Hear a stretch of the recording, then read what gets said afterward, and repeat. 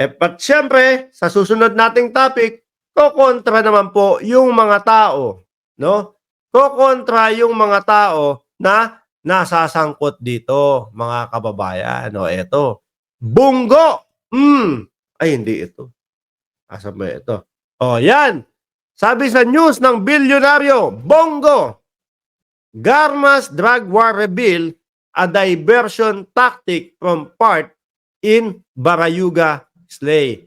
Kung hindi niyo po natatanong, kasi po, mga kababayan, meron daw pong kinalaman kasi, no? Etong si Colonel Garma doon sa pagkategi noong si Barayuga, mga kababayan. Yan po ang idinadahilan. Lagi naman kasing ganyan tong sila Bongo eh. Sila Bongo, sila Bato de la Rosa, dating Pangulong Duterte, o kahit na yung hindi mga sangkot dyan sa EJK, sila Kibuloy na lang. Grabe yung samahan nito mga to. Yung magkakaibigan, ano? Lahat may kinakaharap na na tawag dyan, reklamo. Si Kibuloy, panggagahasa, pangmomolestya, di umano ang kinakaharap. Etong sila Bongo, EJK.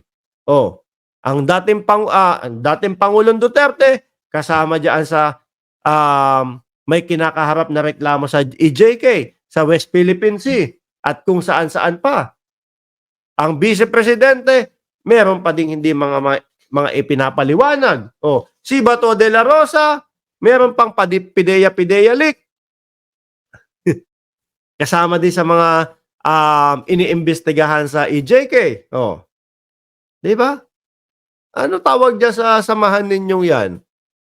Si Robin Padilla, ayun. Palamunin pa din po natin sa Senado. Dadagdag pa po si Ipe Salvador. Lahat po sila, mga kababayan. Ang tanging idinadahilan ho nila, pinupolitika lang kami niyan. Si Roque, isama mo na din yan. Isa din ang sinasabi, yan naman is pogo naman. Isa lang din ang sinasabi, pinupolitika lang din siya, mga kababayan.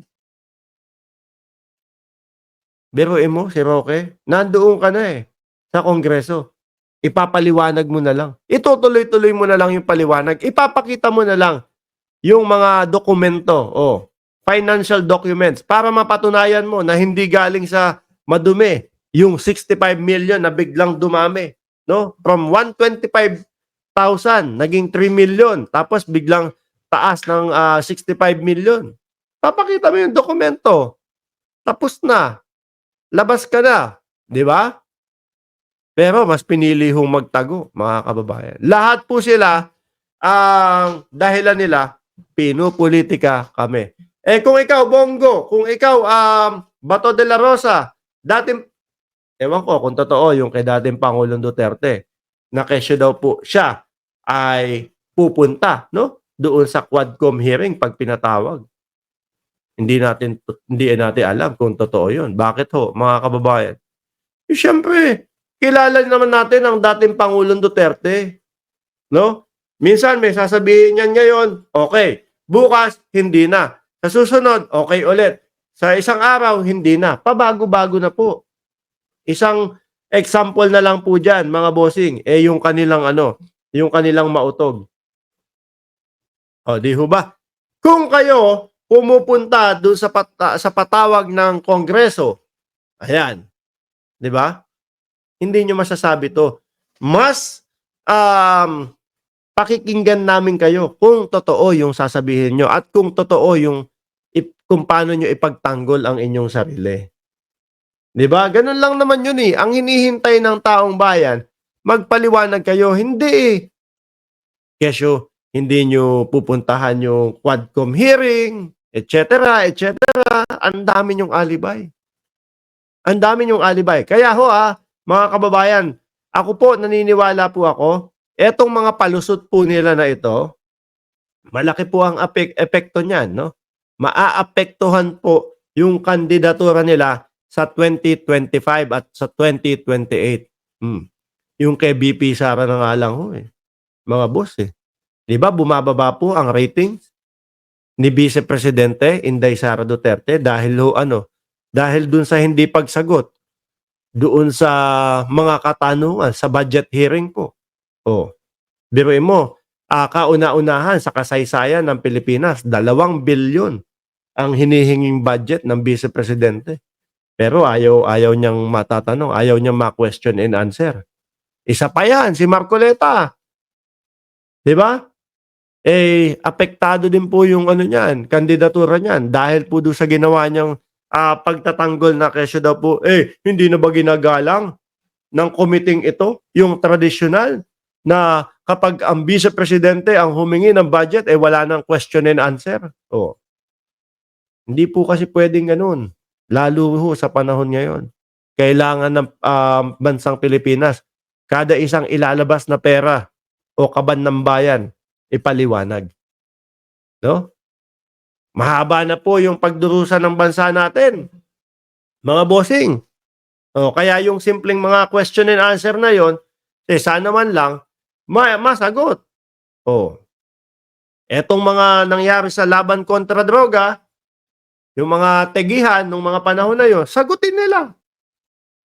'Pag nasagot nila, mga kababayan, ng maayos, na ipaliwanag nila na walang katotohanan yung mga bintang sa kanila, baka itong channel na ito pa magtanggol sa kanila. Oh, kaso si Bato. Si Bato lagi ang problema nila. Ano? Si Bato nangunguna eh. Nakita niyo yung sa Pogo niya. Yung sa Pogo, minsang umattend, inunahan pa yung ano, yung babae doon. Oh, si ano pangalan nun? Si Mary Ann Maslog, inunahan niya, no? Huwag mo sabihin na ganito, ganyan. Oh, sabihin mo, kilala kita. Merong taga Malacanang ang nagpapunta sa iyo kay Alice Go. At sasabihin, si Bato, si Karamat, si dating Pangulong Duterte at si Bongo ang nasa likod ng Pogo na to. Wala naman pong ano, kababayan, wala pong nagbabanggit o nagtuturo ng kanilang pangalan. Kusa lang pong biglang nagagalit si Bato doon. Di ho ba? Itong mga to, Harry Roque, tago. Oh, baka itong mga ito, mga bossing, kapag ka po naolats to sa eleksyon, mga kababayan, baka biglang mga mag-alsabalutan na din po yan mga yan eh. No, ang dating Pangulong Duterte, yung pagkakasabi niya na siya ay may cancer, parang hindi masyadong pumutok sa balita yun. Kasi kapag ka ganon, uy, naku, si dating Pangulong Duterte, may dinadamdam. May cancer. Alam niyo po, cancer, di ba? Seryoso pong sakit yan. Parang hindi masyadong umingay yun. Kasi yung ibang tao, kasama na natin tayong sarili natin, no? Tayo, iniisip natin, naku, ganyan ang dating Pangulong Duterte. Magsasabi ng isang bagay, kahit hindi totoo, para lang, kumbaga, papogi, kagaya ng West Philippines, sinabi niya din yun. Di ba? Nung election, sabi niya, election yun eh. Naniwala naman kayo. O ganyan din yan. Madaming naniniwala doon sa pagsasabi niya ng may cancer siya. No? Madami hong naniniwala na, naku, alibay lang yan. Ayaw lang magpahuli sa ICC niyan, kaya biglang nasambit na siya ay may cancer. Para kaawaan ng taong bayan. Alam niyo po, yun yung paiba-iba din po ng dating presidente. Kaya naiisip natin na, naku, yung ibang sinasabi niyan, hindi natin pwedeng paniwalaan kasi paiba-iba po. Ngayon, ganito, okay. Bukas, iba naman. Kagaya nung, yun nga, yung sa mga mautog nila, diyan nag-umpisa yan eh. Yung sa mautog nila, di ba? Diyan ho nag-umpisa yan, mga kababayan, na pinagbintangan ng ating presidente na meron daw tayong presidenteng bangag. Kamukat-mukat mo, yung pinagbibintangan nilang presidente, siya pa ngayon talaga.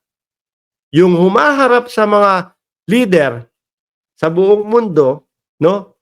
Para ipagtanggol tayo doon sa usaping West Philippine Sea na tinatawag nila dati na weak leader. Ngayon po ano? Wala na makapagsalita ng ganun. Wala na makapagsabi, si Bongbong Marcos, weak leader. Wala na po. Nabura na mga kababayan.